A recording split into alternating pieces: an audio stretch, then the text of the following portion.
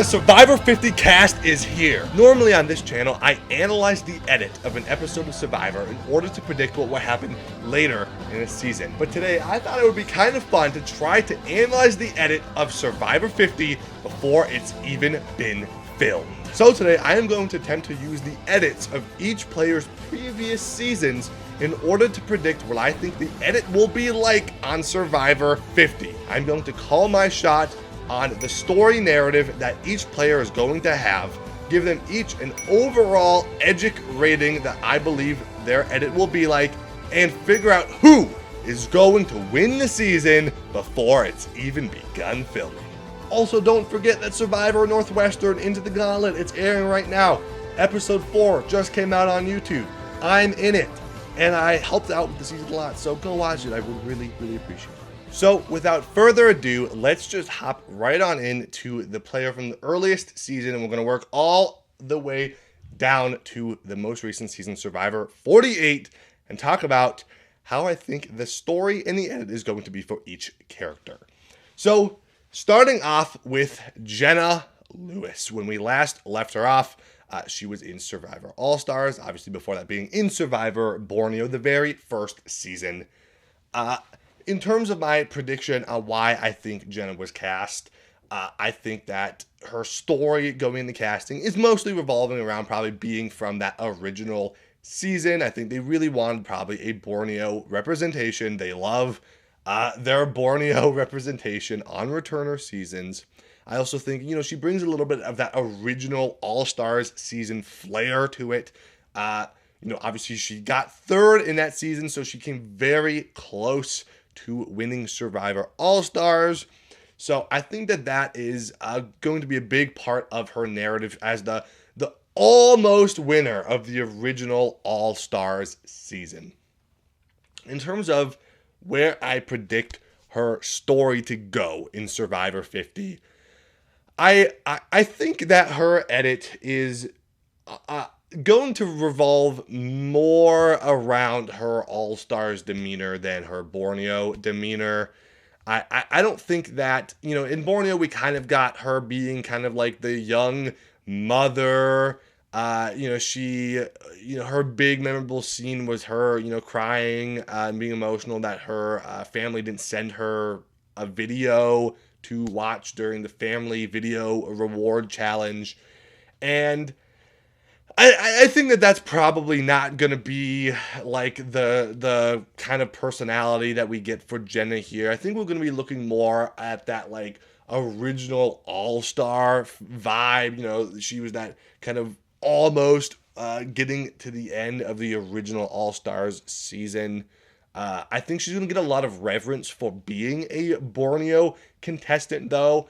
I think my prediction is I think Jenna is going to have a really strong premiere. My bold prediction is that I think Jenna is maybe the top contender for getting a mat chat at the beginning of Survivor 50. I can see it now. They all pull up on the beach. They're all standing on their mats. And Jeff goes, "Jenna, what are you doing back out here? I haven't seen you since season 7. It's been a long time. What is it like to be back on Survivor after all this time?"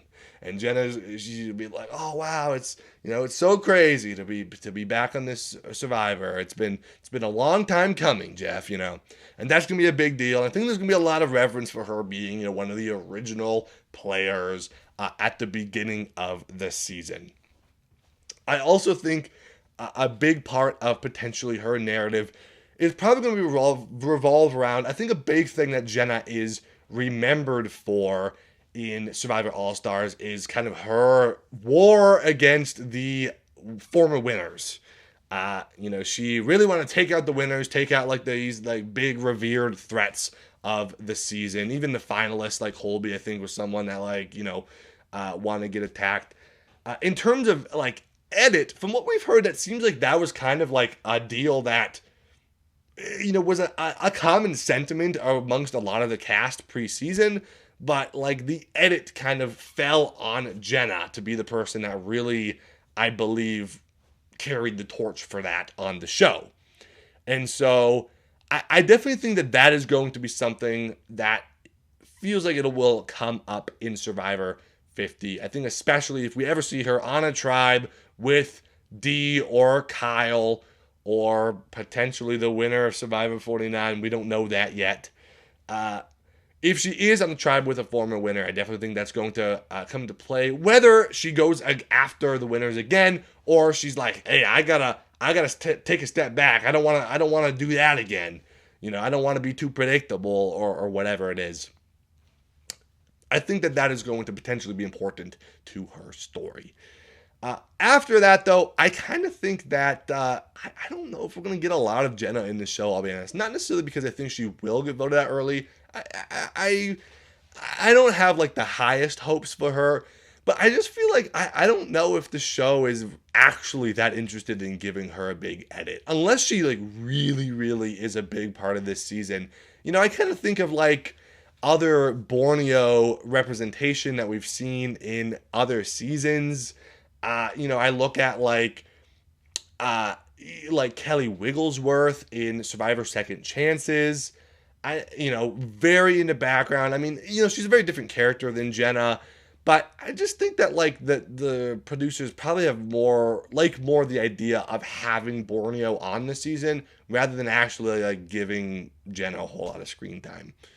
So I think we're potentially going to be a little bit light on the Jenna Lewis edit. In terms of how far I think she'll go, I don't really know if she's going to go that far. I mean, listen, she did prove people wrong in the original All-Stars season, so maybe she's got a shot. But, I can see her kind of ending up in this spot of being like the old school player that people don't have like a whole lot of reverence for, that they need to keep her around, and she kind of just becomes someone that can easily get picked off pre-merge potentially. But however long she lasts, I think we're going to get a really strong start to the season for Jenna, and then it's going to kind of dip off after that point. As for my feelings on the Jenna cast, I will go through each contestant and just give my personal opinions on it as well, just because I think it's kind of fun. I feel like this is a weird cast. To me, I feel like this is Greg and Colleen wouldn't answer their phone calls, and for whatever reason, I guess they couldn't. They decided not to go with Jervis, so they had to get Jenna. I think they just wanted Borneo rep, and this is what they could get. If they really wanted Borneo rep, I guess here we are, Jenna. If they wanted All-Stars rep, I feel like there were also better choices for original All-Stars rep. We're looking at like Sheehan, I think would have been an interesting choice. I think, obviously, if we're talking about guys, obviously Rob Sesternino or Lex, I think both would have been really fun choices. So, listen, I think that Jenna is definitely a forceful personality, and, I think she could surprise me on this season, but she's definitely not one of the people I'm, like, most excited for necessarily on the season. So, in terms of, like, an Edgic rating for Jenna, I'm kind of thinking, like, I think relatively to the rest of the cast, because obviously 90-minute episodes, new era, we're going to get good stories for everyone, but I'm trying to make this relative to the other All-Stars. I kind of think I'm looking at a pretty smaller edit for Jenna compared to other people on this cast. I'm looking at maybe like an under-the-radar mixed tone, I think. I think like we're going to get some positives. Oh, she's the original All-Star, but also I think we're going to get a little bit of negatives because she's kind of like likes to be a kind of forceful, antagonistic personality to like, a lot of like the favorite players and whatnot. And I think, I'll give it like a 2, I guess. I don't know if we're going to get a ton of Jenna on this season. I think this is more of like a season casting rather than it is like that they are that interested in giving Jenna a lot of content. But if she does do well, she might get a lot more content than you might expect. Next, we have season 2, Colby Donaldson from the Australian Outback, as well as Survivor All-Stars and Survivor Heroes versus Villains.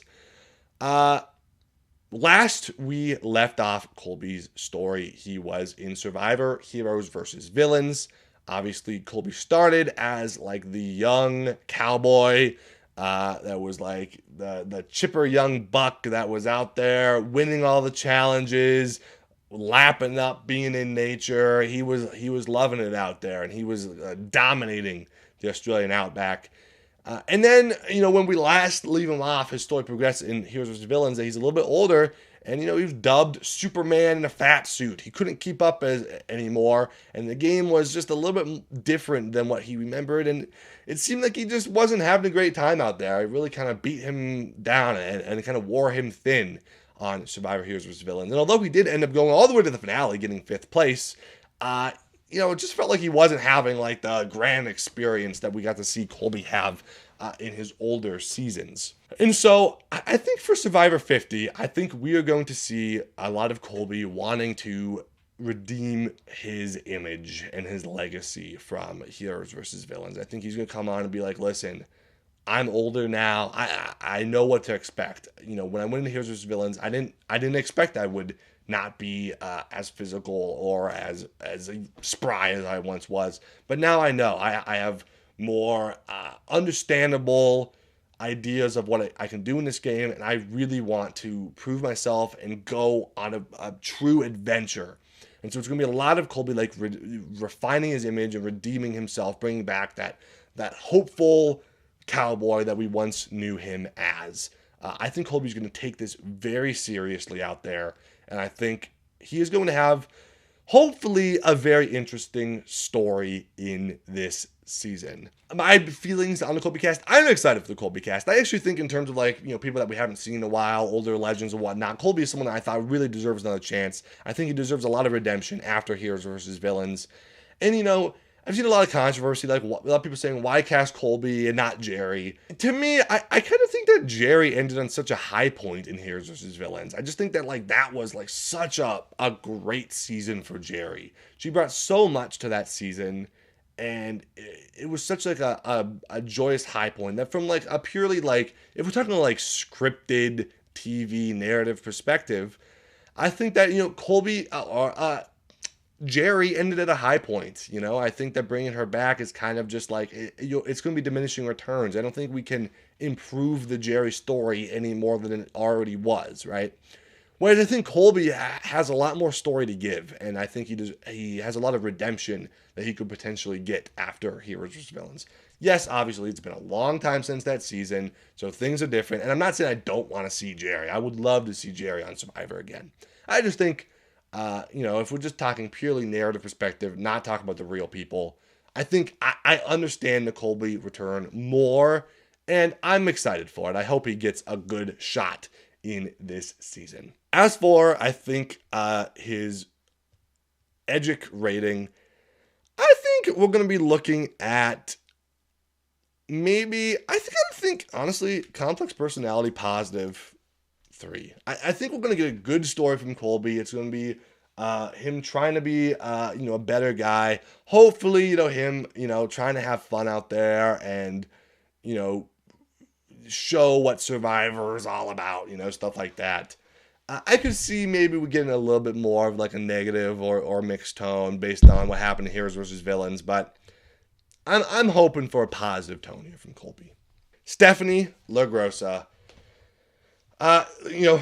Stephenie obviously on Survivor Palau, where she was the last member standing from her tribe, and then, big major hero, one of the most popular ever, coming back on Survivor Guatemala, being a little bit more villainous, a little bit more cutthroat, going all the way to the end and losing as a losing finalist, and then of course getting cut super early in Survivor Heroes vs. Villains.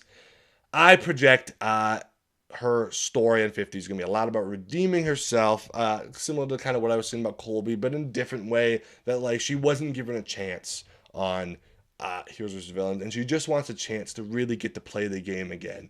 She started as the beatdown hero, then she was viewed as the villain that was, played this great game, but was hated for it, and then she didn't even get a chance really at all to play in Heroes vs. Villains.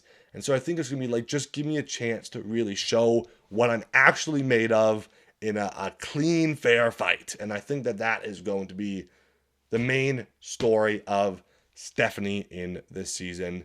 I'm happy about the Stephenie pick. I mean, I like Stephenie. I mean, obviously she was amazing back in her Survivor seasons. I mean, she's not like my number one pick I need to see again, but I do think that this makes a lot of sense. And I do think she deserves redemption after her time on Heroes vs. Villains. She never really got that third shot that she really deserved because she was such a legend of the game. And she never really even got to play on like an actual all-star season. The only time she played with other returning players was Heroes vs. Villains, where she was voted out second. So I'm excited to get to see her play with some other, big shots of the game. Honestly, I don't know if Survivor is going to give her a whole lot of story. I kind of think I'm kind of looking at like a middle of the road here for Stephenie. Yeah, I mean, I think we're maybe looking at like just a clean middle of the road.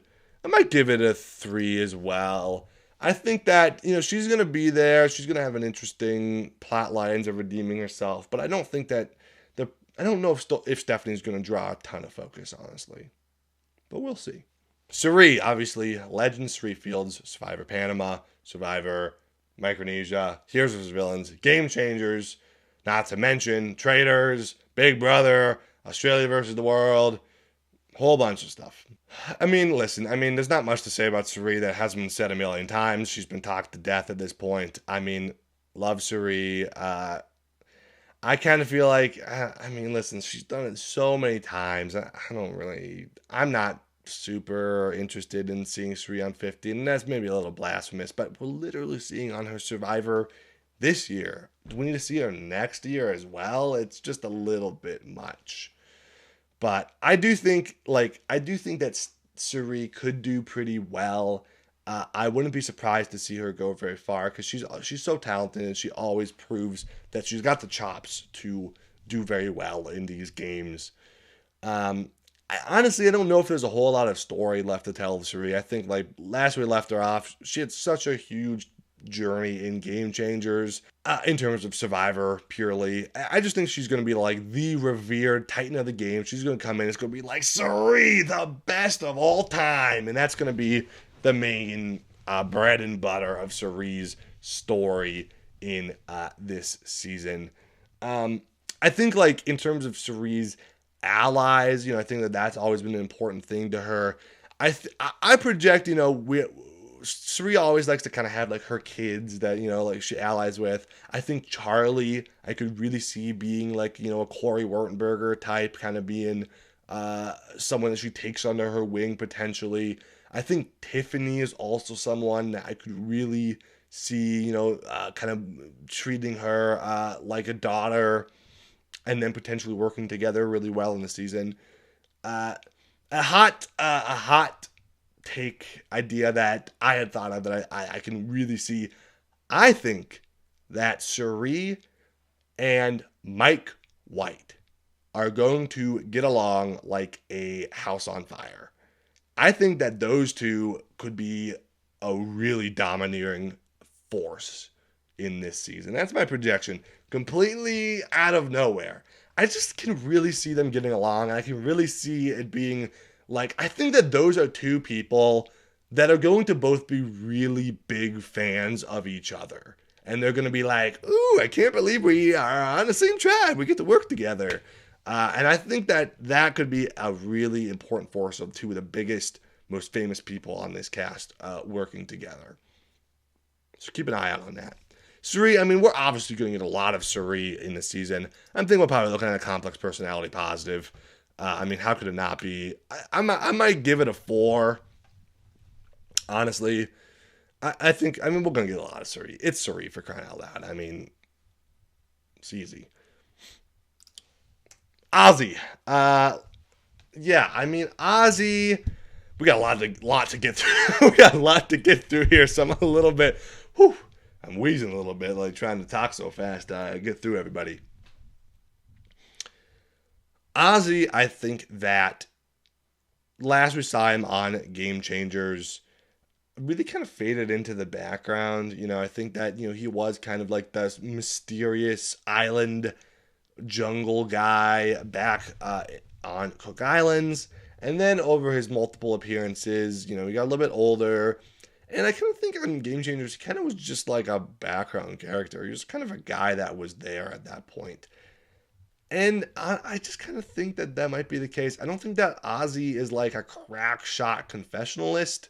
And I also, I don't know if there's like a lot of story that Ozzy is going to give to this season.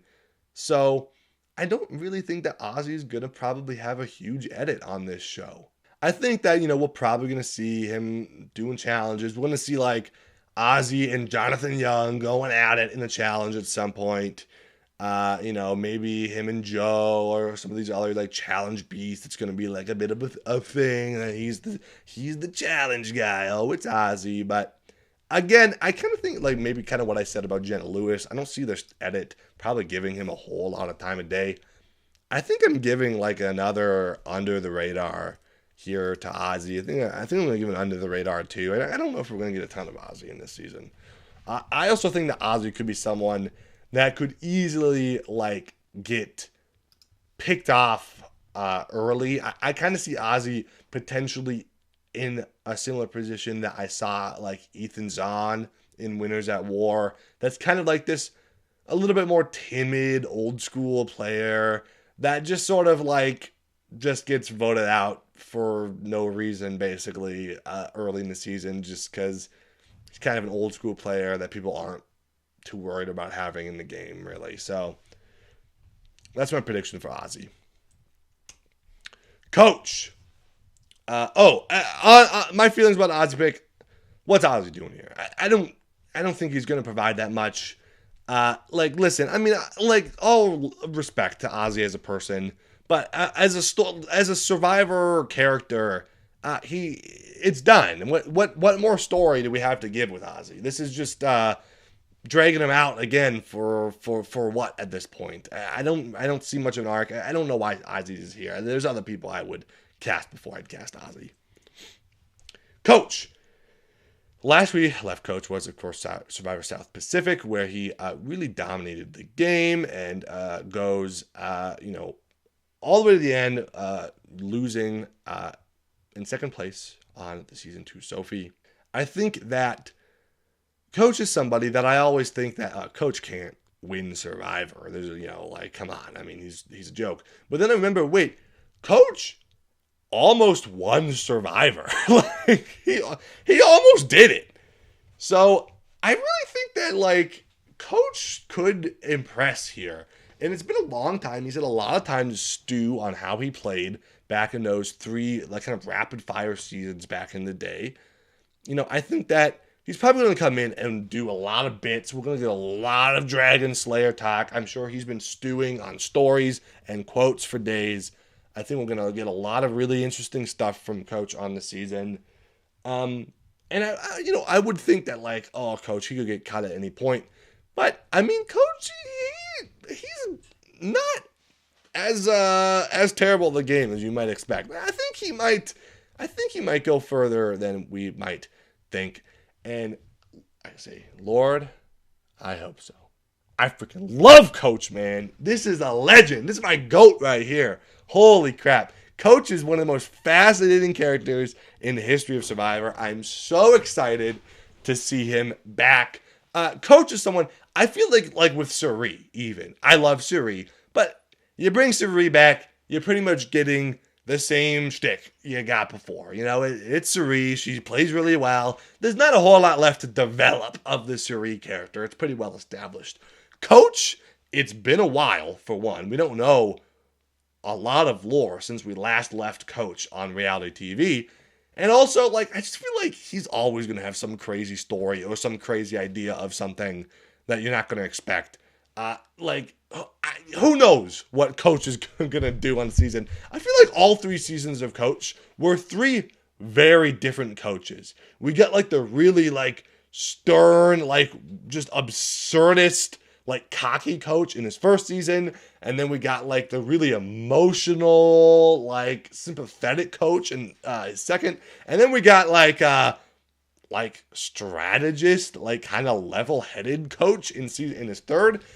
Who knows what Coach we're getting this time? I'm ecstatic to see Coach play again. I think Coach is the definition of an over-the-top mixed character. I'm hoping for a lot of coach.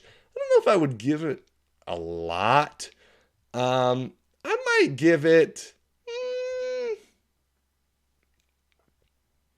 Yeah, I'll give it a 4. Why not? I think even if Coach doesn't last very long, you gotta give Coach a lot of screen time. He's freaking Coach, for crying out loud. If he's first boot, he is getting all of the screen time in the first episode. So that's my hope for Coach. I want to see Coach go really, really far in this game. And that's that. Aubry, I think that, Aubry's story over the course of her Survivor seasons, she started off like kind of as the beat down person, like really struggling out there on the first couple of days in Korong, and kind of evolved and blossomed into this fantastic strategist that, really did a fantastic job on that season, and coming up just short again, second place at the end there, losing to Michelle. She comes back, game changers. She's loosened up a little bit. She's a little bit more fun. She's having a little bit more of a good time out there, I think, on that season. Comes to 5th place. And then we get her again on Edge of Extinction. And, just a little bit more of like a dud. I feel like she didn't provide a whole lot in that season. And then, gets kind of dispatched pretty quickly early on in that season. And I don't really know, again, kind of like with Ozzy, what left is there to give for the Aubry story? I don't really know what there is to develop anymore. I think we're probably going to get Aubry being like the strategist. I think she's going to be like, people are going to be like, ooh, I'm scared of Aubry. She's like that like nerdy strategist, that woman, I think that she's not going to be so revered like a Cirie that you got to keep her around, but she's going to have like played enough times and done enough good stuff that people are going to be like, we got to get rid of Aubry. I kind of think we're probably going to end up with another Edge of Extinction here for Aubry, honestly. I don't know. I mean, she could find a foothold, and I could see her getting along with some of the newer era people like Christian or Charlie. I think these are people that, she could work well with. But, yeah, my opinions on Aubry, I've never been a fan of Aubry. I did not enjoy her in her first season. I felt like she was kind of a Debbie Downer, honestly, in that season. And then I enjoyed her a lot more in Game Changers. She seemed like she was having a better time out there. But overall, I've seen her 3 times. It's enough. I like, out of all the people to be giving a 4th time to, we could be doing Wentworth. We could be doing Malcolm from this era. Heck, even, there's plenty of people that I think would potentially make more sense. So 4th time Aubry, I'm just like, I do not need it. But yeah, I think that Aubry on the season, I think that she'll have an okay edit. She might get a little bit of like something, but I don't really think she's going to last super long. I think I'm going to give her like a middle of the road. I might even give her like a middle of the road 2.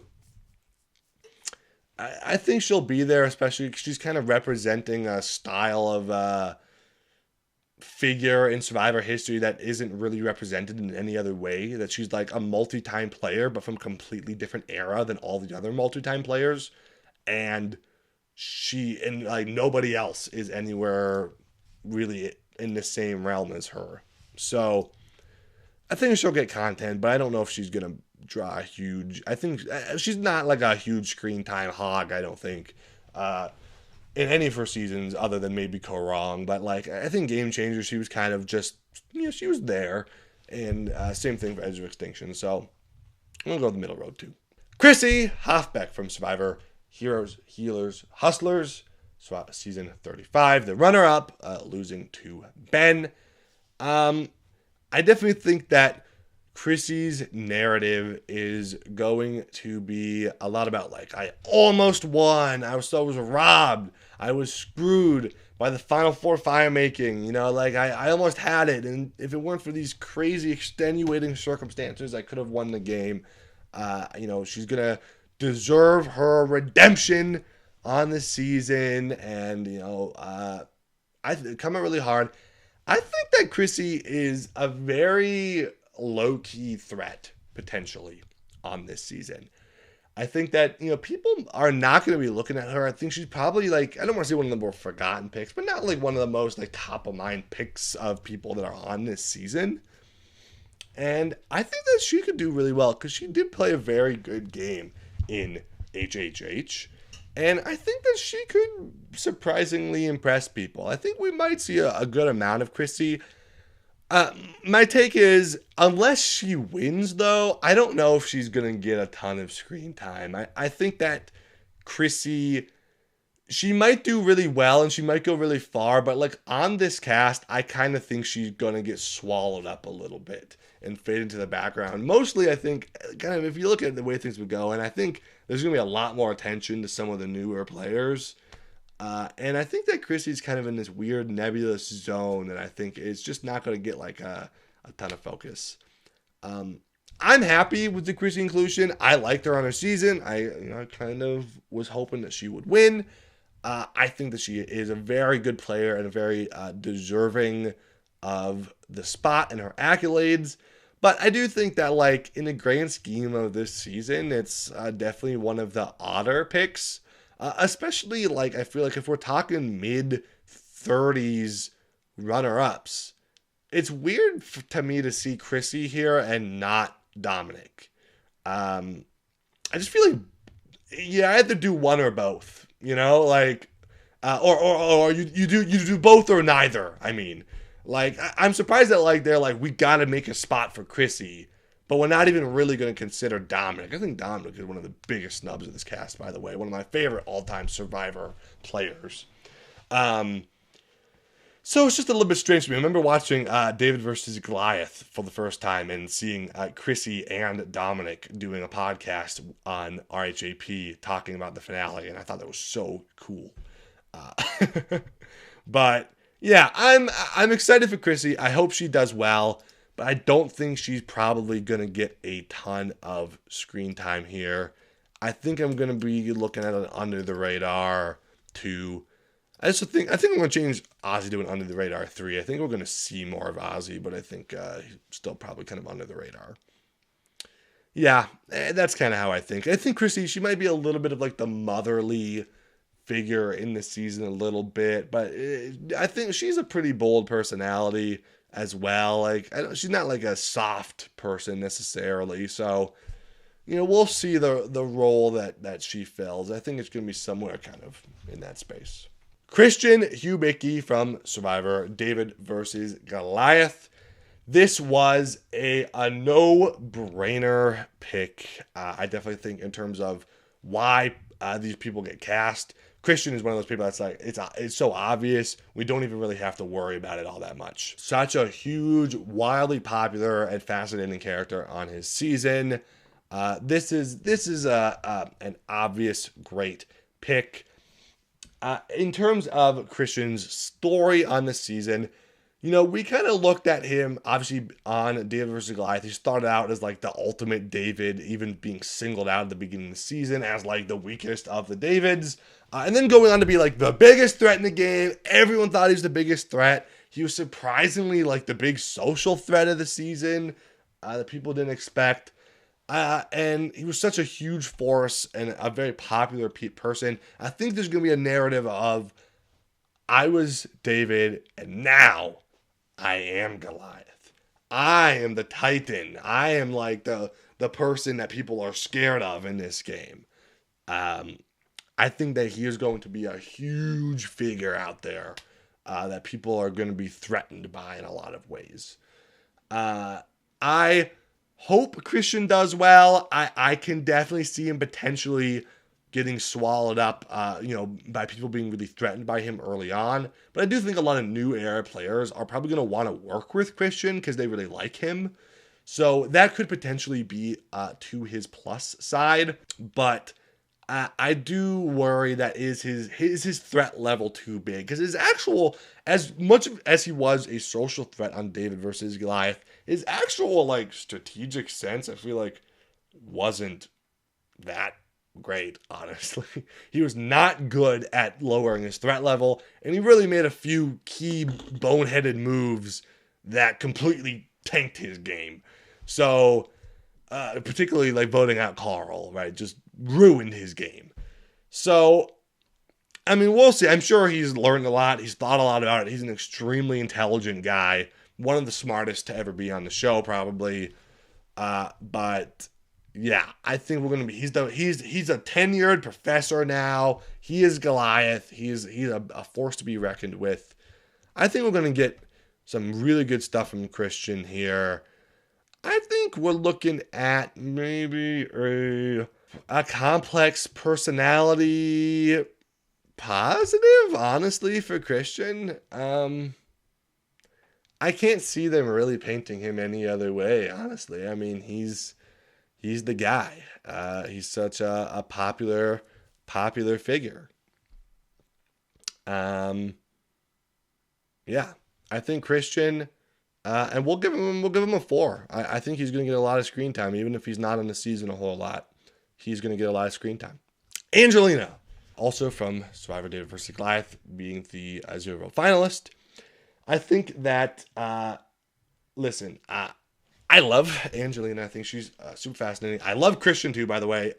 One of my absolute favorites. I'm so happy to see Christian here. I'm very happy to see Angelina here. I think she was really, again, such a fascinating character, really big character on her season. I do think that I kind of think I might have spelled her name wrong for one, but so if I did, don't be mad at me. I think that like her narrative, right? Her original season, she was perceived as being like this really delusional person that like didn't know how she was coming off to people and would always do like wacky things. I think that her narrative on this season is going to be a lot of trying to show that she is self-aware and she can be more conscious than people give her credit for. And she's going to try to, be a lot more measured and try to not do these like delusional, wacky things that people would expect of her. But I kind of think it's not going to work. And she's still going to do a lot of delusional, wacky things. And that's what I hope for. Okay. I love Angelina. I would love for her to be able to prove herself as a good strategist. But I do think that, like, the fun of Angelina is, like, this absurd things that she does, right? So, yeah, I'm hoping we get some good moments from that. I don't think Angelina is really a huge threat to win, honestly. I think she could potentially have kind of a tough time out there in terms of winning. We could see Angelina go far. I think like similarly to Christian, but almost opposite. She got by the skin of her teeth on that season. How she made it as far as she did, who knows? But I do think, I don't know if she's going to get a whole lot of like ground work on this season. Other than like, I think people are going to, love Angelina the character, but Angelina the player, I don't know how she's going to do. I also think this is my prediction for Angelina. Is I think that Angelina is going to be someone that she is going to be the person that throws out the idea of the girls' alliance, right? We got to have it every season. Angelina is going to be like, I want an all-girls alliance. This is the time. Survivor 50. It's the time to do an all-girls alliance. And then my suspicion is we're going to get an all-girls alliance, and Angelina is not going to be part of it. I think that's my that's my off-the-wall prediction.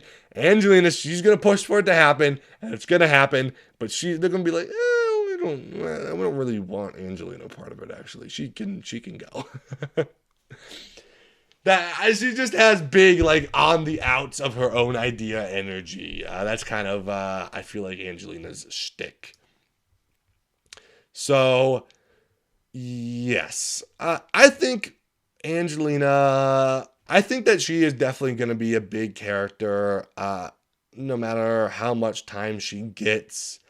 I think we could be looking at either an over-the-top negative or an over-the-top mixed for Angelina. I think it might even, or maybe just a flat over the top. I'll just go flat over the top. She just does wacky stuff. That's just how she is, you know? I think that's what we're expecting. I think I might give it like a 3, though. I don't know if we're going to get like a ton of wacky stuff from her, but I hope we get some good stuff, you know? Mike White.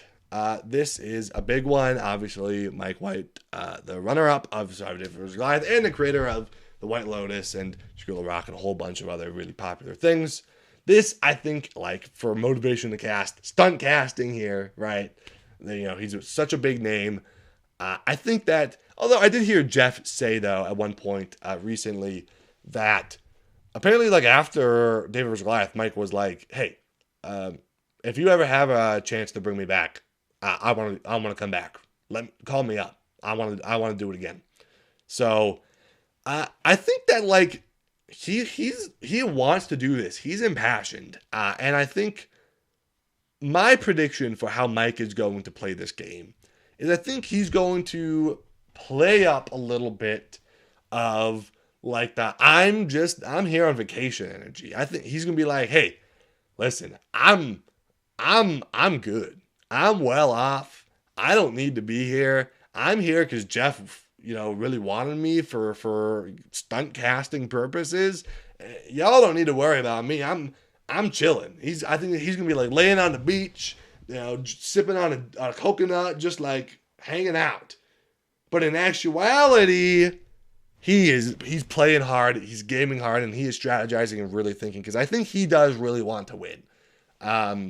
So I think he's going to make people think that he's just lounging, but he's not. He is thinking about this stuff, and he's going to be playing hard behind the scenes. And I'm hoping for that strategy from him. I think that could be a really good use for him.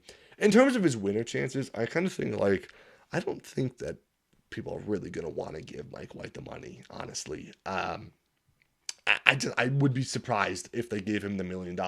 However, I think he could do really well. Honestly, I wouldn't be surprised to see Mike at Final Council again. I think he's a very capable player, and I think he's could potentially get a lot of tools under his belt that could get him really far in this game.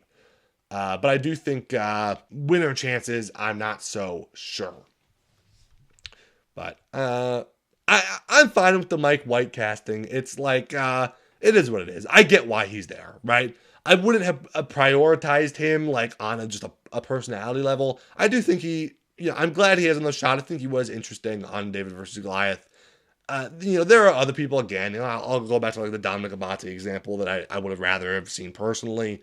But I think this makes sense. I'm not too upset about it.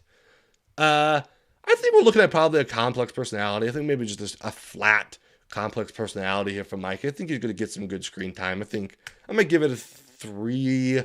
I don't know if he's going to be like the biggest character, but I do think he's going to have some good stuff and some good narration potentially on this season. Rick Devens from the Edge of Extinction. Obviously, a very big, zany personality in that season. He gets voted out. He comes back, and then he loses fire again at the end. I think his narrative is going to be, they took me out, and then I came back, and then they took me out again, and now I'm back again, and now this is my time. I think it's going to be a lot of I've had ups and downs in my Survivor journey, and I'm here to game. I think Rick is going to come to play hard. I think he's really going to come in like a firecracker at the beginning of this season. I think he's ready to play. He's ready to do well. I think that I'm not entirely sure what to expect in terms of Rick's journey in this season. I think that he could do really well. I don't think he's like a terrible person to be like a winner pick, but I also could see him just kind of getting lost in the shuffle potentially. I don't know if he's going to be like the most public force of the season. But I know, obviously, Jeff loves Rick Devens. So this is a Jeff Probst original pick right here to be on the season.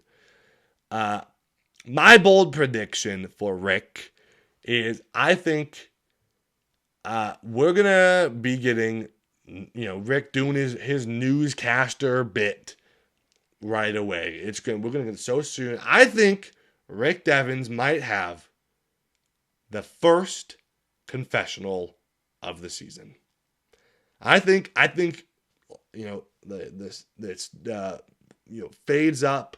We see some waves. We see the boats start coming in, and then news report: Survivor 50 begins, and all of the all-star players are back to compete in another fantastic battle of wits. Who will survive? Find out in this season of Survivor. And that's going to be like the big opening confessional from Rick Devens to begin the season. I think that's his shtick, and I think that Jeff would really love for Rick to have the first confessional opening of this season. Otherwise, I don't know if we're going to get a ton of Rick. I think that, I think, you know what? To heck with it. Let's give him a middle-of-the-road mixed tone. And we'll give it a 3. I think, he'll be there, but I think that, I don't know if he's going to be like the forefront of the narrative necessarily. I think that he's not like the most popular character, but, he's going to get some stuff, and we're going to see people like being wary of him, but also will really like him. So, yeah, I think that's probably all right. In terms of my feelings on the Rick casting, it's fine. I liked Rick on Edge of Extinction. I definitely think if you're going to bring someone back from that season, he's probably the right choice. He was the most entertaining one there. I really enjoyed Victoria and Ron Clark a lot on that season. I also think I would love to see Kelly Wentworth or David Wright again. But, realistically, Rick is the most obvious choice to bring back, and Aubry, I guess. But I wouldn't have brought back Aubry from that cast. I would have chosen Victoria over Aubry, but, or Wentworth, but here we are. It's fine. It was obviously going to happen, so that's the way it is. I like them, all right. Jonathan Young, I don't know if we're going to get a ton of story from Jonathan Young, honestly. I think he'll get screen time, but I think it's going to be a lot of kind of, he is, the big strong guy, and that's just kind of going to be his thing. He's dominating challenges. I feel like he's cast basically for the purpose to make the challenges more interesting. People always complain that challenges are really boring and they skip over them. Jonathan makes them more exciting. So that's his benefit that he brings to the season. Yeah, I don't know if he's going to have a ton of story, honestly. I think he's going to be kind of a stagnant character. In terms of a rating, I think I would give him, honestly, I haven't given any negative ratings yet. So let's give him a middle-of-the-road negative. I kind of think that Jonathan Young is going to be like a character that people are going to be like, we kind of want to get rid of him, but do we want to sacrifice potentially losing a challenge? He's so useful to the team. I don't know. It's a risk to vote him out. And I kind of think that that's where we're going to be potentially with Jonathan Young. I don't know how he'll do. He definitely went a lot farther in his season than I expected him to. So, he might do better than we think. But I kind of think he could be a pre-merge boot. Maybe a late pre-merge. Just because people might be scared to bring him to the merge. Or, a merge boot potentially somewhere around there. But, yeah, personally, I think this is fine. Is he my number one pick of the early, 41 through 44 that I would choose? No.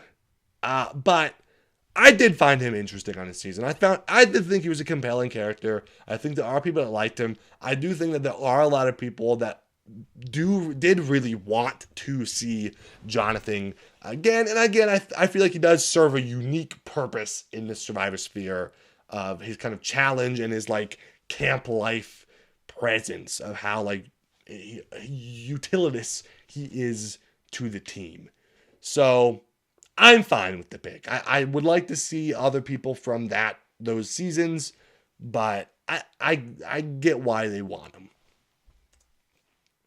Emily Flippin, Survivor 45. Started off, being a really kind of forceful personality, really blunt, over the top, and then kind of growing and blossoming into a really good player, and kind of learning the mistakes that she was making early on and learning how to be a more level-headed Survivor player, and becoming a really, really rootable underdog over the course of this season. I don't know if this will be mentioned, but I remember at the time, after her season ended, her saying that she did not want to play Survivor again, that she would not come back. And I remember, like, telling people, like, that's not going to happen, okay? They're going to call her, and she's going to say yes. Like, I knew it. I knew this was going to happen. I've been predicting this for years. Based on this cast, I'm a little bit surprised that they must have put in that much effort to give her a spot over other people. But I did think Emily's coming back at some point. Survivor production loves her. She was a big fan favorite. She's going to be on Survivor again, okay? And so I'm happy to see her. I loved Emily on that season. I think she was such a fun personality. And I am stoked to see her on the show. I think in terms of her edit, I kind of think like she kind of underwent her whole arc, I think, on this season. I kind of think like we really got what there is to get out of Emily. Not in terms of, I think she can provide a lot more entertainment, but I kind of think like she had such a blossoming and she blossomed. So I kind of think that like we might see a little bit more of like a backseat Emily on this season. I kind of predict that she might be a little bit like Courtney Yates on Heroes versus Villains. That she might not have like the most confessionals, but she's gonna pop in every now and then to do like a funny quip and like make fun of someone. And the fans are still gonna love her regardless of how much screen time she's getting. I don't think she's someone who's gonna like need a ton of screen time in this season, which is maybe a hot take. It's a little bit like different than, what she was like in her first season. But in this season with so many all-stars and especially out of everybody in the new era, I think she's gonna be there, and what she's gonna have is memorable. I think she's gonna have some great interactions. I would love to see Emily interact with Coach, interact with Q, some of these bigger personalities. That is going to be riveting TV to watch Emily interact with those people. But on an individual level, I think like I might give her a middle of the road mixed. Do I give her a 2? Hot take alert. I might even give her a 2. I really see a Courtney Yates trajectory here. I think like she's someone you gotta have. I don't know if she's gonna get like a ton of narrative because I think she had so much story in her first time, but she's gonna be a fan favorite nonetheless. D from Survivor 45. Super happy to see D here personally. An extremely dominant and fantastic winning game on Survivor 45. A really, really fantastic player. I think that, if you're going to bring back any winner, this is the one to bring back. I think that, if you want a representation of like the best players of the new era, D is it, right? D is the epitome of like what a good player can be like in the new era. So for that reason, I think it makes a lot of sense why she got cast personally. I think from like a story perspective, I kind of think like D is going to be like the hot shot. I kind of think she's going to be a little bit like,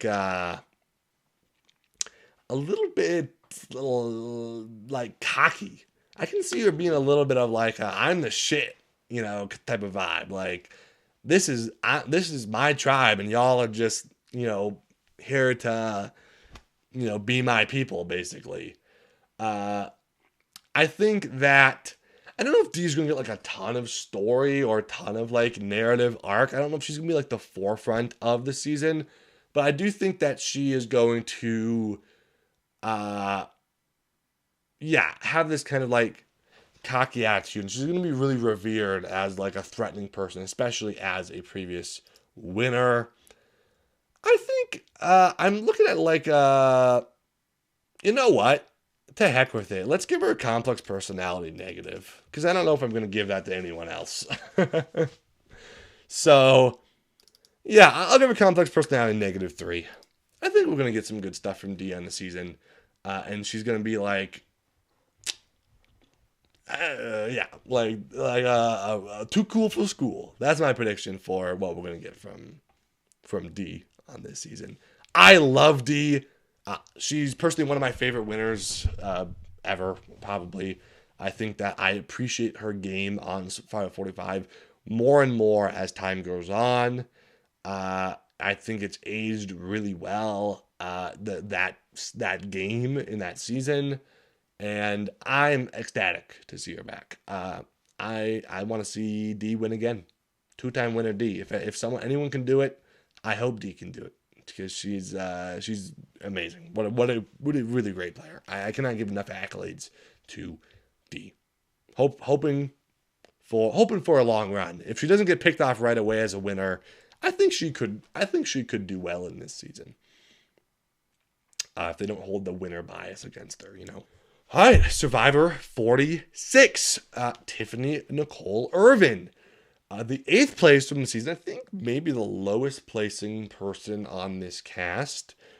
I think that Tiffany is kind of like the real wild card choice, right? A lot of people are like, this is the one that we're like, what? What is Tiffany doing here? I think that Tiffany is a good choice. I think like if you compare her to previous picks like Amber, honestly, and All Stars, or like Haley and Game Changers, these people, like Tiffany, I think is like way better and way more memorable and cool than any of these other kind of what the hell picks that we've seen in previous seasons.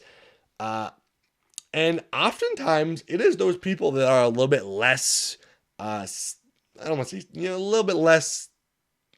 I don't want to say that Tiffany is not significant, but like she's not like the number one seed that you thought would be on 50. I definitely think that Tiffany should have come back at some point. I didn't realize it would be season 50, especially looking at like kind of the way that they decided to do this cast.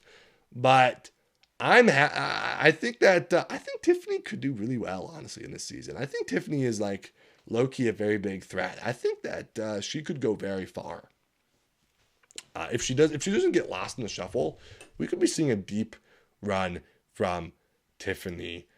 I don't know. Is she gonna have the biggest edit? I don't know. I'm trying to think. If she doesn't win the season, I think it's probably middle of the road, but I think it's gonna be like a lot. I think I'm gonna give it like a middle of the road 4, I guess. Yeah, I think we're going to get a good amount of Tiffany, honestly. That's my prediction. I don't know if she's going to be the forefront of the story, but I think we're going to get a good amount of her, hopefully. I like this. I like this pick. If you're going to choose if you could choose someone that I did not see coming at all, Tiffany's a great one. I love Tiffany. Good WTF pick, Survivor. Yeah, you did it for once. Q. This is another no-brainer from Survivor 46, 6th placer. I mean, come on. This is Q, one of the most popular players of the new era. Just absolutely huge personality, super divisive and controversial among fans. He did so much on his season. He provided so much. I really just like an absolute legendary icon of Survivor at this point. I'm so happy to see him back again. I think that Q, I don't know about Q's longevity in this season, and I think I have to think that Q is going to go one of two ways.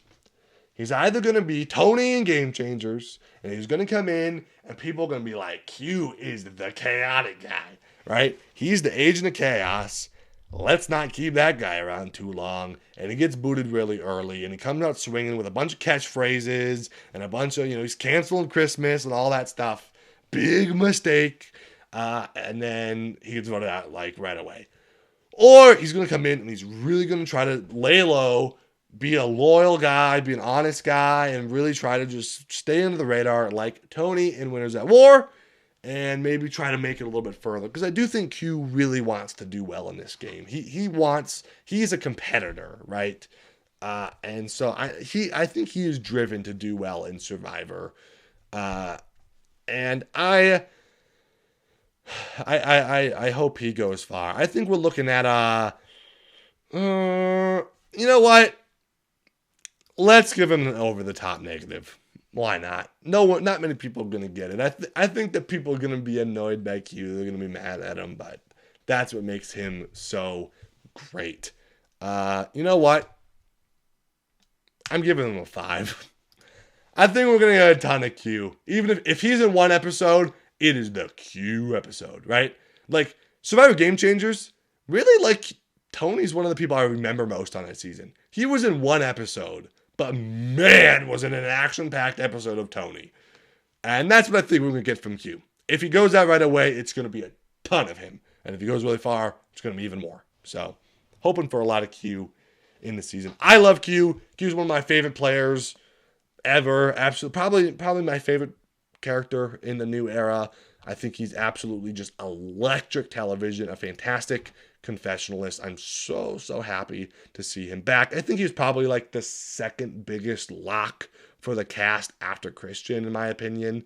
Well, I mean, other than like some people that didn't make it on the cast that we thought were locks, but if we're seeding these contenders, I think that he's pretty high in terms of like expecting them to be on the cast.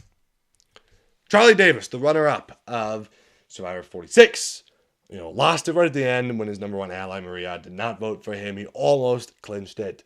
I think that's going to be a huge part of his narrative. It's going to be so much about, like, oh, Charlie, he almost had it. He almost pulled it off. And, he's really going to have to look within himself and reflect and figure out how he can do better in the game.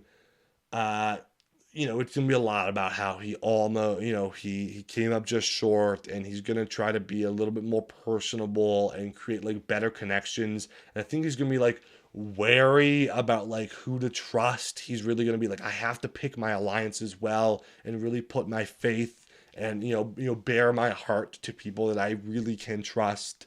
I think that's going to be a big part of his narrative.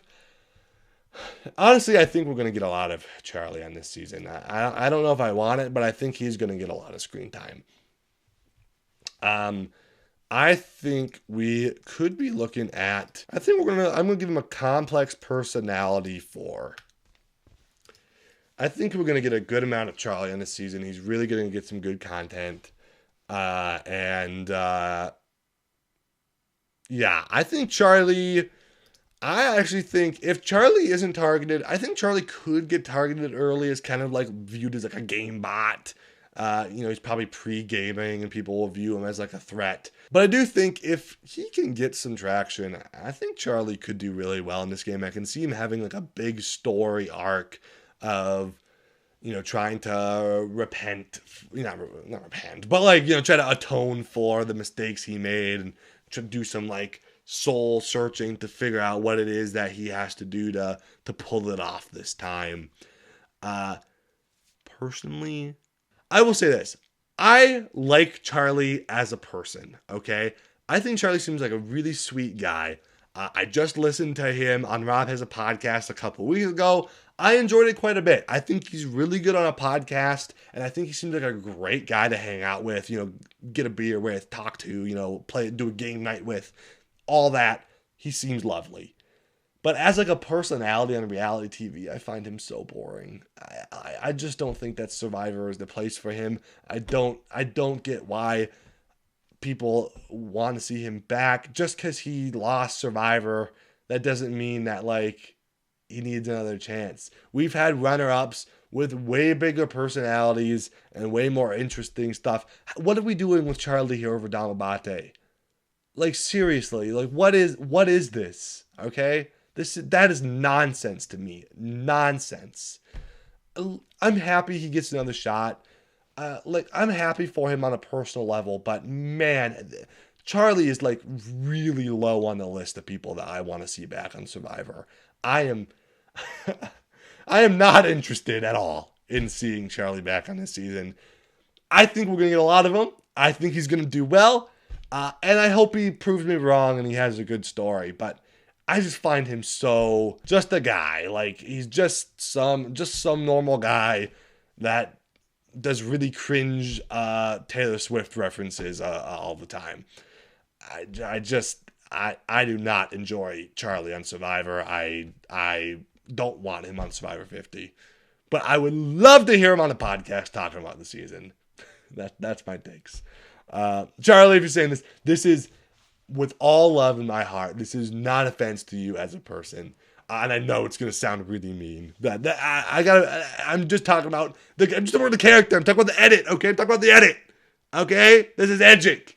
I'm not talking about you as a person. I think he seems like a great guy. I can't say how nice Charlie seems, and he's gonna have a great life, and he's gonna do great on Survivor, and he seems lovely. I'm not that interested to see him back again. Speaking of people I want to see back again, freaking Genevieve, baby. Oh, yeah. I love Genevieve. Genevieve, last we saw her on Survivor 47. She kind of went under this arc where she was like, after the Keyshawn vote, she was like, I gotta shut off my emotions. That like I can't be making friends out here. I can't be getting close to people so that I can betray them easier because I'm gonna be cutthroat and do what it takes to win. And over the course of the season, she started to like really unravel that and really kind of regret that decision. And we see her being like, man, I'm scared that I'm gonna leave this and not have any friends, which is not what I like came to be like. I don't know what I'm doing here, and I think that like her relationships with Andy and particularly Teeny were so compelling, and how she really like did feel feelings of friendship and sympathy and likability towards these people. But she, told herself that she would shut off her emotions and trying to figure out how to wrestle with that in the season. I thought was such a fascinating story arc. And I think that Genevieve is going to have, I really hope to continue that arc in a really fascinating way. I think Genevieve is coming into this season and she is going to, I think we're seeing a different Genevieve. This is social Genevieve. I think she's going to be like, I think we, like kind of what I said about Emily Flippin, in that it felt like her story, she had her arc and her arc is done. And now I kind of think that she can kind of take a back seat and just be like a chill character now. I think that Emily is like, we're going to get like the perfect middle ground of Emily. Like a little bit of the sass Emily from the beginning and then a little bit of like the more level-headed good player Emily from later in the season. Genevieve, I think that we ended Genevieve's arc kind of like in the middle of the story. And so I think Genevieve is coming in, continuing this story, and she's opening up. She is going to bare her heart and show her emotions, and she is going to really make attachments with people and feel like make really personal friendships with people and really try to be a much more friendly and sympathetic personality out there on the island. That's my prediction. Based on kind of where her story was going in 47 and kind of where I can see them wanting to push it in this next season, which I think would be a really compelling story. As for Genevieve on a casting decision, I want to say that I think that this is a really good casting, and I feel like this is something that I don't know if it necessarily was this, but it feels to me like casting listened more to the fans with this one. I feel like there are other people on this cast that feel like production kind of forced upon us, right? And I feel like with 47, to me, if you would ask me who's coming out from 47, I would have said Andy. And I like Andy. I would love to see Andy again. I think people did like Andy, but Andy was so clearly way pushed out over the top as like the big character of that season. And then but he wasn't like the most popular in the polling among fans. Like Genevieve was really the most popular character, universally beloved by fans, really high up in like polling likability for that season. And I think that, ultimately Kathleen said, all right, if we're going to only pick one person from this season, I think they listened to the fans a little bit and they went in with Genevieve. So although I do think that there are L's on this season, fans, be grateful. We got Genevieve on the season. This is what we wanted. Personally, I love Genevieve. I was rooting for her so much. I was really rooting for all three of the Operation Italy people, particularly Genevieve and Sam. After Andy goes out, I was really rooting for them. I was rooting for Andy as well. I think Genevieve was a fascinating character on her season. I hope we get a really good story arc from her. I think I'm going to give her a complex personality mixed. And hot take alert, I'm giving her a 4. I think we're going to get good Genevieve stuff on this season. That's my hope. Cross my fingers. I think Genevieve's going to have a compelling story on this season. That's my hope. And finally, let's get to the most recent season, Survivor 48. We've been going a long time, man. I really have been trying to get through all this. Kamilla being, the first one here, 4th place on Survivor 48. Man, I just got done talking about these guys. Like, freaking 5 days ago. Like, it's barely been a week. And, like, they're back. I feel like I'm getting deja vu here. I was just doing Edgic analysis of Kamilla a week ago. I thought it was over. My original plan for my video I was going to do this week was actually talking about like the returning prospects for different people on the Survivor 48 cast. And maybe I'll still do that. I don't know. But I decided to try to talk about the 50 cast as soon as possible. And I was like, well, kind of answered my whole hypothesis here for me. I got the top 3 people right here. It's not debatable anymore. So I might as well just talk about them in this video. So Kamilla, I said at the time, I think Kamilla, I was really high on the preseason. She was probably my number 2 winner pick after Joe in the preseason. I was really high on her, and I was really high on her in the pre-merge, and I was really higher on her in the finale. But it was kind of let down by her overall edit. I think she really fell into the background of the merge. And I think that I am really fascinated to see her play on a different season. I think she kind of got locked into a weird position on her season where it was so much about this big honor and integrity and strength alliance, and she just didn't really fit into any of that. And so she kind of faded into the background at times, which was really disappointing to me and I think a lot of fans. So I'm excited to see her play again on 50 with some new blood, some new players. I think that, I didn't know that 50 would be the time for it. I don't really want to see any people from 48 back this soon, but I do think that, listen, Jeff is really pushing this season. He really wants fans to like this season. And I think Kamilla could do really well. I think that she's going to be an under-the-radar threat. I think that all the 48ers might be damaged a little bit from the fact that, they just got done playing a week ago and everyone just watched them play. I think that Kamilla on an individual level, I think she could still do really well. And I think she's going to kind of serve the purpose of this kind of low-key, sneaky strategist. I think it's going to be, her story's going to be a little bit I'm excited. I'm finally getting to play. This is what I wanted. I'm getting to really pull off big moves and really strategize with the big dogs. I think that that's going to be kind of the energy she's bringing to this season. I think we're going to get kind of low-key energy from Kamilla. I'm thinking a middle of the road. Honestly,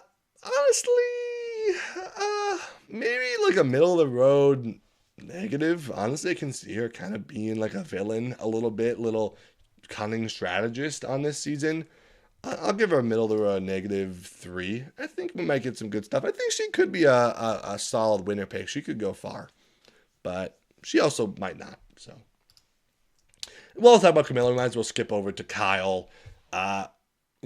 Listen. In terms of casting, I get it. I think that Kyle is here to be like kind of the counterpoint to D. If you want to cast D, you should want another dominant winner, I guess. And there's been a lot of conversation of who's the best winner of the new era, D or Kyle at this point. So I think it makes sense to like see them go head to head now on this season 50. I think that I don't have huge prospects for Kyle's chances, honestly. He literally just won Survivor less than a week before these people went out to Fiji. It's going to be the very forefront of their minds that this guy just pulled off a really good win on his season. And he's here with two of his top allies. There's going to be a huge target painted on Kyle. I think if this were a few years from now, I think Kyle could actually do really well. But as for like right now, I think there's going to be a big target on this guy's back. I kind of think Kyle, though, I think like I said, D is going to be like a big force. I kind of think Kyle's going to be like really chill. I think we're going to see like an arc for Kyle that's like 2 or 3 episodes. And he's just going to be like, hey, I'm on house money here. I'm on borrowed time. I just won. I just won. I don't even know what I'm doing out here. I'm chilling. I'm just having a good time. I'm just happy to be here, guys. And I think he's just going to kind of be hanging out and just be like, having a good time, smiling, just happy to be part of the winner circle and part of Survivor Legacy. And I think he's probably going to not expect to probably go that far. And he's going to get voted out fairly early. So I think Kyle, I'm going to give like just like a middle of the road. A middle of the road 3, I guess. Honestly, let's even give him a 2. I don't know if we're going to get it down to Kyle. And finally, we talk about Joe Hunter. My winner pick for Survivor 48. Back again, the 3rd place finalist. Listen, I know it's controversial. I'm so happy to see Joe. I love Joe. I really do. On a personal level, I didn't need to see him on 50. I didn't really even want it, honestly. But I like Joe a lot. I enjoyed him on his season. And if Joe's got an opportunity to become like a new legend of Survivor, I'm not going to complain. I'm happy. I like if Joe goes really far and does really well. If Joe wins this season, well, that's awesome. I mean that's cool to me. I think I found him as a really compelling character. I think that we're gonna see Joe. It's gonna be like Joe having to do it on his own without Eva. What can he pull off by himself? Doing his own thing. I think we're going to see Joe try to learn a little bit. He's going to be like, I played too much with my heart last time. I'm going to need to be a little bit harder, a little bit more cutthroat, and really, do what needs to get done to pull out the win this time. I actually think that Joe is kind of a sneaky winner pick here. I think that people might underestimate how well I think Joe might do better than people expect here. Because I think that he's someone that, especially since we just saw him lose Survivor, I think that Joe is going to be like someone viewed as really useful in the challenges pre-merge, someone that's going to be very loyal, very honest, someone that's easy to keep around, someone that you can use as a shield at the merge, but someone that you're not that threatened by to ever betray you, or really even that threatened by to beat you at the end. So, because we just saw him lose. So I kind of think Joe might do really well. And if he brings in just like a little bit more like fierce strategy than he had the first go around, I think Joe could win this. If he keeps that a secret from not letting people know that he's kind of got that strategy, I think Joe could do really well here. I think I'm going to give Joe a middle of the road positive here. Is my prediction. Middle of the road positive 3. I don't think we're going to get like a the most of Joe, but I think I mean, if he does win, I would maybe bump that up to a complex personality. But there's my overall predictions for Survivor 50. I'm not like super confident in all of them. Well, some of them are a little weird looking at it now, but listen, that's the way it goes. Okay, so I'm just gonna do like a quick, vague, like contender ranking, just based on how I think that they might do in this season. This isn't necessarily like who I'm rooting for or who I think. This is just gonna be like a we did the Edgic, so we might as well do a contender ranking to wrap things up here. I think that I'm gonna throw Genevieve pretty high on the list potentially. I think that Tiffany is pretty high. I'm gonna put Tiffany at the top, honestly. I think Joe is honestly pretty high on the list, personally. I think Charlie also pretty high. I could also see Kamilla up there. As we looked I kind of think I'm not super confident in a lot of these older era people. I think that who is least likely to win this season? I don't know if I can see Angelina winning, I'll be honest. I think that's going to be pretty tough. I don't super see it. You know what? Actually, let's put Kyle last, just because I think Kyle's really going to be boned by being like a winner that just won the game. That's going to be really tough for him. I think that Ozzy's not going to win. Actually, you know what? Ozzy, I think, could be last. I just don't see Ozzy winning. I just don't think it's going to happen. Even if he's at the end, I don't think he's going to win. I think Chrissy is actually probably a pretty high pick. I think she could do really well. Let's put her.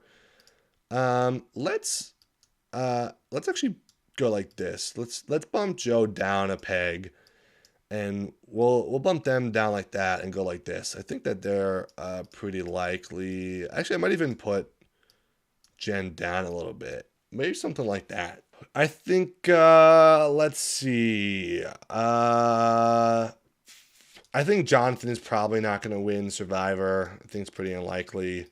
I might even put him below Angelina. I don't super see Jonathan winning this season. I think Hugh is honestly pretty unlikely. I might put him. Let's put Coach down here because I think it's gonna be tough for Coach. I don't know if New Era people are gonna want to vote for Coach at the end. Honestly, I think Hugh and Coach are kind of in the same boat in that way that I don't know if people are gonna want to vote for them. I think Hugh maybe a little bit more than Coach, but that's gonna be a tough sell. I think that I don't know if I don't know. I don't really feel like Stephenie is probably gonna win this. That's gonna be kind of tough. I think Jenna's probably pretty low. I might put her below Stephenie. I don't super see Jenna winning this season. I probably should put D next. I think that I have a lot of hope for D, but I do think it's gonna be tough. Obviously, as a former winner, I think she's got a better shot than Kyle, just because it's been a little bit longer. I just think that Kyle's gonna be such at the forefront of people's minds. I think D could maybe slide through a little bit more. I think I'll put. I guess I'll put Mike next. I don't think people are gonna want to vote for Mike at the end, but I do think he could do really well on this season. I think that Christian is gonna be a really big threat. Actually, I might move Christian up a little bit. Let's put Colby down here. I don't super see Colby winning, but I think he could have a good arc in this season. I don't know about Aubry. Emily, I'm also a little bit like I'm honestly surprised to see Emily this high. I don't really think Emily is gonna win, but I do think she could go under the radar. She doesn't have the biggest threat level. Honestly, let's put Devens after Kamilla. I think Devens honestly is kind of likely. And then Cirie. Cirie's really talented, but obviously it's going to be tough for Cirie because she's such a big threat. And yeah, I mean, I think that that's a pretty vague contender ranking there. It's not perfect, it's not exact, but I just think that those are people I can see not getting targeted a whole lot, potentially going the distance to win it. There we go. First Edgic and contender ranking of Survivor 50 before it's even begun filming. This is, of course, filmed on May 29th, 2025. Cast just came out yesterday. So who knows? Who knows where Survivor 50 is going to go. As for just my general thoughts on the cast, obviously I didn't talk about these 249 players because I don't have anything to say about them. I don't know anything about them yet, so I can't really rank them. I think the cast is fine. I've seen a lot of people complain about it. You all know me. I'm a pretty positive guy. I'm pretty up on it. It's not my favorite. There's certainly people I wouldn't really want to cast personally, but I think a lot of it makes sense. Even the people that don't aren't my favorite cup of tea, not people that I'm rooting for, I think make a lot of sense. I think do deserve to play again. So that's fine. I mean, it's definitely a mixed bag. It's a weird looking cast, but I think it's going to be good. I think there's a lot that's already been said. I've already said a lot here. I've been talked way longer than I expected to. So I'm going to wrap it up pretty quickly here. But yeah, I'm excited for Survivor 50. Obviously, we got a little ways to go until the season comes out. But I've got high hopes. So excited for Survivor 50. Excited for Australia versus the World. That's coming out soon.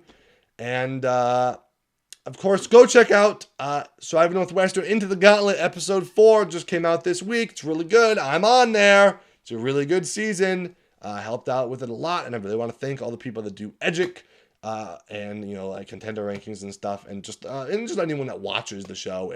I appreciate it a lot. It means a lot to me. And yeah, I think that's about all I got. Survivor 50, the cast. I am tired, man. I've been filming this for a long time, so. Big video for you guys this week. I told you I'd be back with some off-season content, and here we are. So that's about all I had to say. Thank you guys so much for watching. Thank you for tuning back in after Survivor 48 finished. We're back. I talk about this. I really appreciate everybody watching. Have a great time talking about Survivor, analyzing stuff. And I'll be back again soon with another Survivor-related video. So until then, I'll see you in the next video. I've been North. Stay frosty.